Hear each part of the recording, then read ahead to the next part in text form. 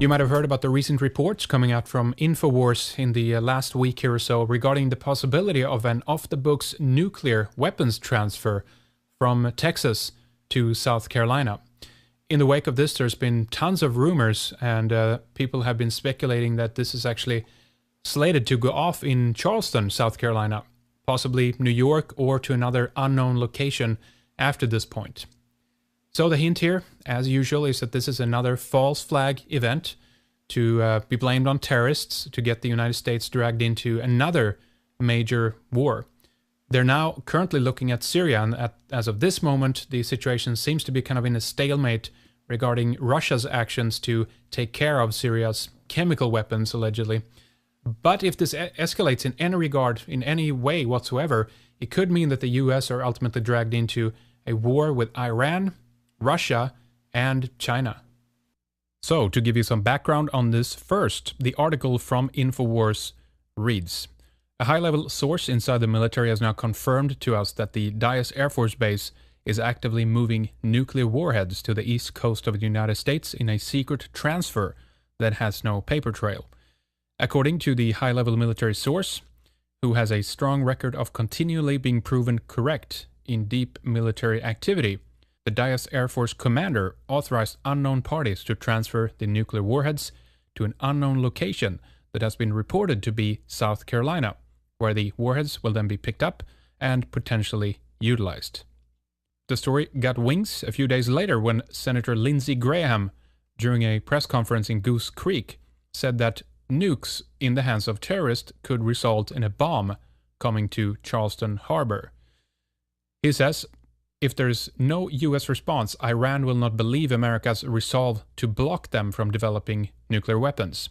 Graham also said that those nuclear weapons in the hands of terrorists could result in a bomb coming to Charleston Harbor. He says he's working to convince South Carolinians wary of war that the situation in Syria and Iran are linked. So note right there that he's saying that a bomb could come to Charleston Harbor. He doesn't actually cite any source or any more inside information about this. And I personally believe that he doesn't know something more than anyone else. I think if he was a senator from any other state, he would say the same things about that particular state. None of the reporters at Goose Creek during this press conference seemed to ask if he had any sources for these claims either. And we actually took the time to write to Lindsey Graham's office to ask if he knew anything about this more. But the office has not gotten back to us on this yet. So a lot of people are obviously freaking out about this story. We have the 12th anniversary of the 9/11 attacks just around the bend here. And if there is any possibility that anything like this would happen in Charleston or anywhere else, we would of course want to know about this. So John Cale, who works with us at Red Ice Creations, actually is in Charleston, South Carolina.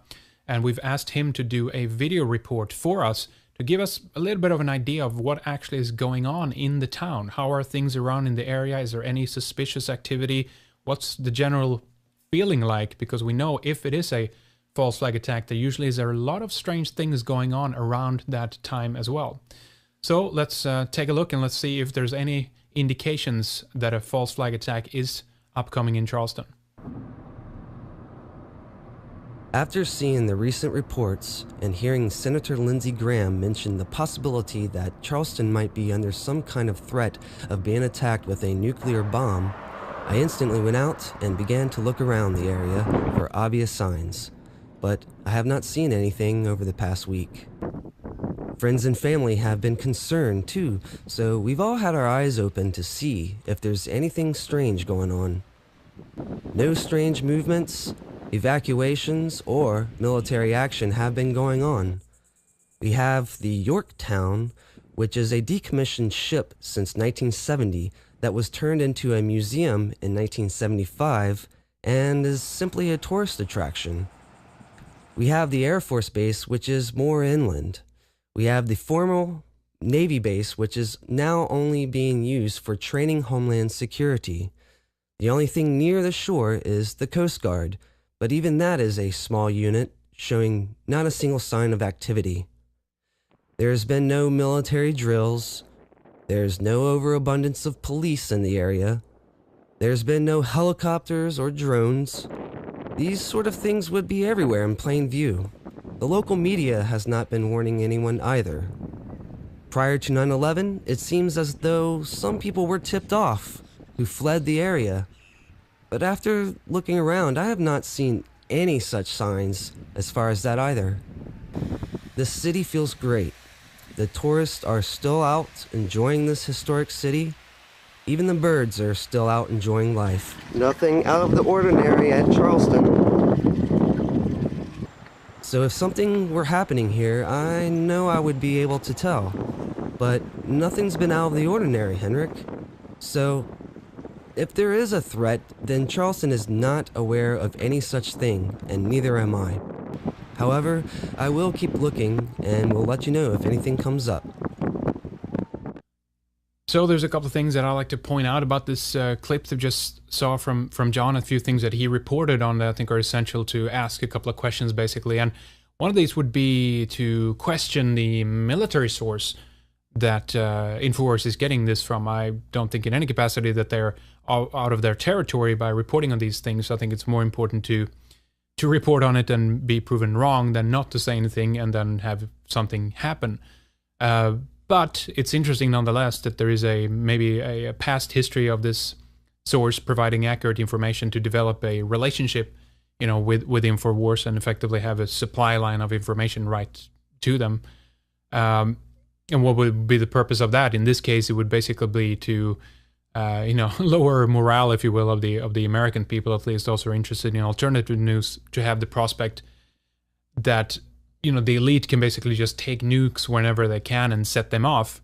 Not that they not that they can't do that, but nonetheless, this is a demoralizing factor. It creates you get fearful, if you will, of the elite for obvious reasons. So, just to kind of question that point of it, like who is the source, as you should do with all sources. A couple of other points here would be that, as John pointed out, which is very accurate and very good, and I agree with those things, that there would be heightened activity of some magnitude, I think, in the town, in Charleston. I think that you would probably see way much more police, you would see probably military, maybe more planes and choppers and stuff like that going. All of this has to do when within what time frame do they actually want to do this. But if they don't want to, draw attention to this, then it's going to be increasingly difficult to pull something like this off, because if there is a nuke hiding somewhere, in a warehouse, on a military base, and as John said, the military bases are not that prominent around in that area of Charleston anymore. It's like down by the harbor side, there seems to be mostly warehouses and kind of tourist things. So there's not that facility at that place. If they wanted to symbolically do this in Charleston because of the history there, and they would want to do it down by the harbor where it could be seen by by everybody or whatever. But there would be massive security if they had a bomb there, because imagine if they didn't. Imagine the possibility that someone, actually a real terrorist, would actually come and take the nuke and extort the U.S. government with it or whatever, and say we actually have it now, whatever. Because if one were just lying around like this, and someone got intel on this, that's a very dangerous situation. So I think that there would be one area would definitely have a lot more military security, private maybe even, or police or what have you. If it was something that came in through a boat into the harbor, I think a similar situation there. You would have to have the Coast Guard and or the military like really guarding this thing as it's coming in.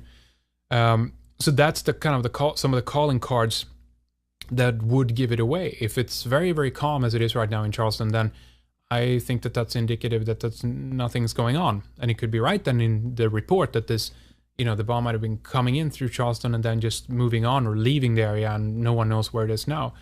But a couple of things to keep in mind is that this could happen, anywhere at any time. No one knows that. No one knows that except the person who makes the decision, make that call. But specifically when it comes to a false flag attack, you would have a multitude of signs that would indicate that this is going to happen. security drills, as we've seen so many times, but also stock market activity. You would see insiders being tipped off, people knowing about this in some way, just like happened during 9/11. Don't be in New York on that day. You can't fly on a plane. Stuff like that. And you probably see people in Charleston higher up, prominent as the jungle, drum or what have you, would actually spread out further, and people would know about this and therefore, leave in some way. And that doesn't seem to be the case.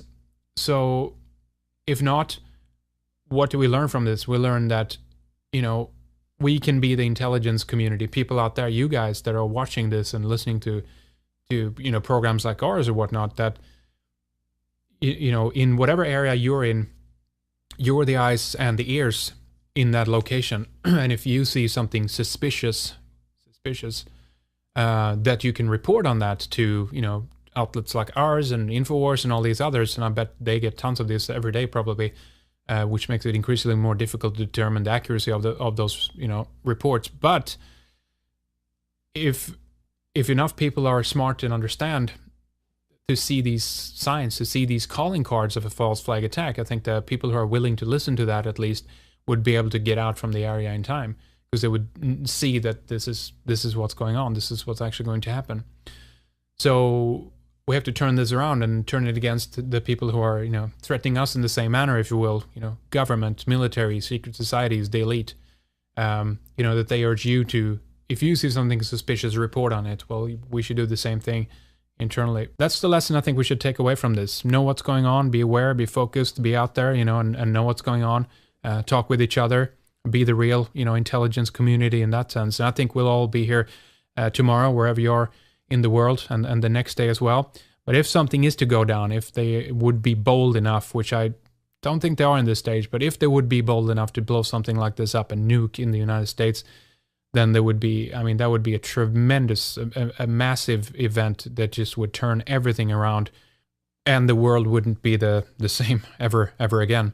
So let's hope for the best, guys. Thank you for watching. We'll keep monitoring this and other stories.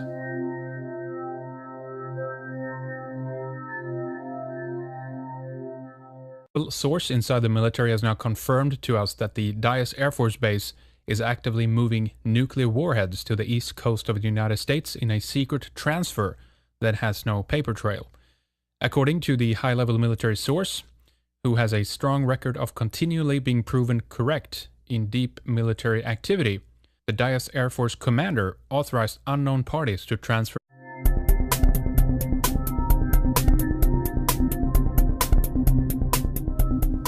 You might have heard about the recent reports coming out from Infowars in the last week here or so regarding the possibility of an off-the-books nuclear weapons transfer from Texas to South Carolina.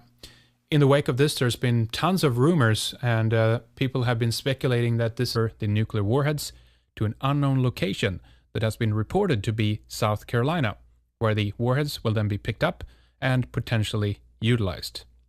The story got wings a few days later when Senator Lindsey Graham, during a press conference in Goose Creek, said that nukes in the hands of terrorists could result in a bomb coming to Charleston Harbor.